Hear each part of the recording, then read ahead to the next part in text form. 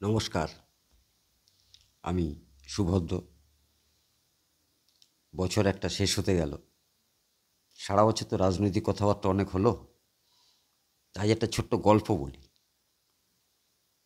এটা নিছকই গল্প ধরে নিতে পারেন।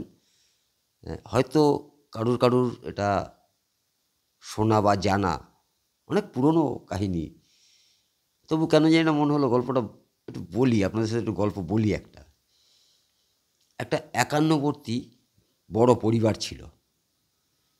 সে একান্নবর্তী পরিবারের প্রত্যেকের জন্য নিজস্ব ঘর ছিল। তারা বেশ সুখে স্বাচ্ছন্দ্যে বসবাস করতেন। বিশাল পেল্লাই বাড়ি, বাগান, অনেক কিছু। মানে একটা সুখ স্বাচ্ছন্দ্য বলতে যা বোঝায় আর কি, একটা পরিবারের যা প্রয়োজন কোনো কিছুর অভাব ছিল না। তারা ছিলেন, হৈ হৈ করতে করতে দিন কাটাতেন।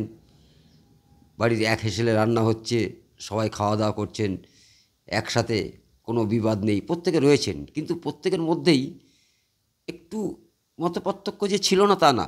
তার কারণ একই হাতের পাঁচটা আঙুল তো সমান হয় না।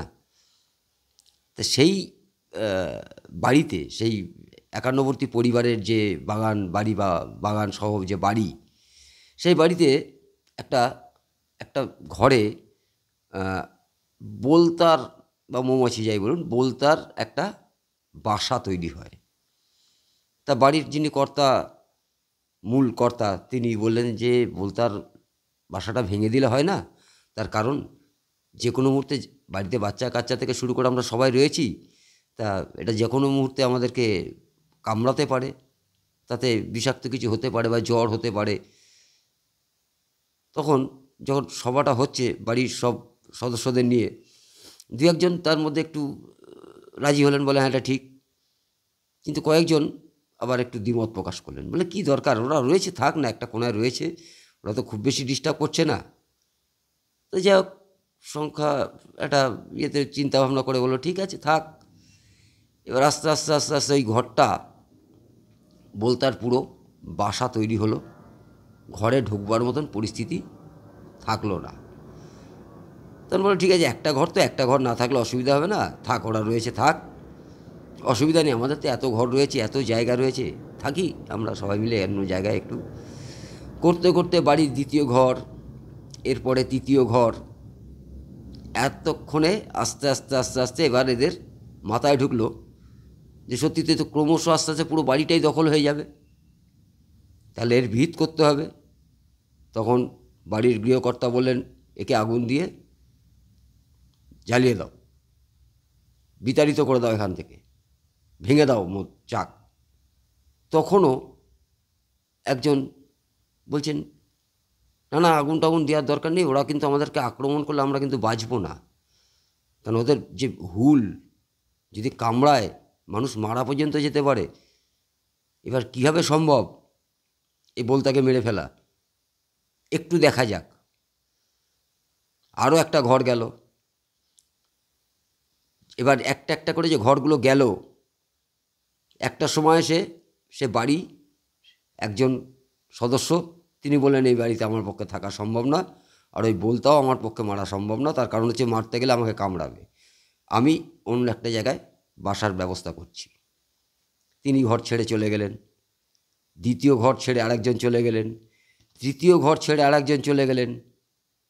যারা যাবার তারা গেলেন। যিনি বলেছিলেন থাক তিনিও চলে গেলেন। গৃহকর্তা কিন্তু ঘর ছেড়ে যাননি। তিনি বললেন যেমন তেমন করেই হোক এদের আমার বিনাশ করতেই হবে। তিনি যথারীতি পদ্ধতি মেনে সমস্ত সময় টময় দেখে শুনে একটা সময় সেখানে ধোঁয়া দিয়ে আগুন দিয়ে সবাইকে একে একে একে বোলতার চাকগুলোকে ভেঙে ফেললেন এবং বোলতা নির্মূল করলেন সে বাড়ি থেকে।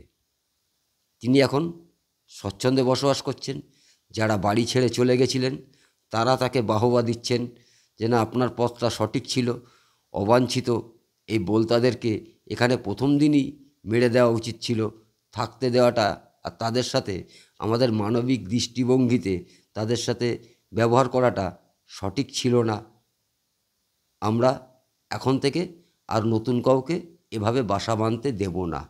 এটা ছিল আমার মূল গল্প। অনেকের পুরনো গল্প জানি, গল্পের মধ্যে অনেক কিছু খুঁজছেন আপনারা, খুঁজবার চেষ্টা করছেন।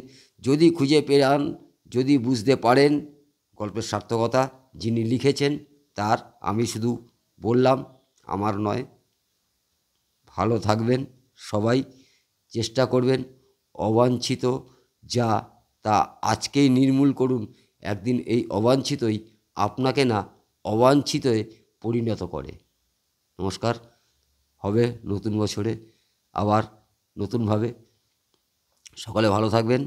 গল্পটা ভালো লাগলে অবশ্যই বলবেন, মতামত জানাবেন। প্রতিদিনই তো রাজনৈতিক কথাবার্তা হয়, আজ নয় একটা গল্প দিয়ে শেষ হলো।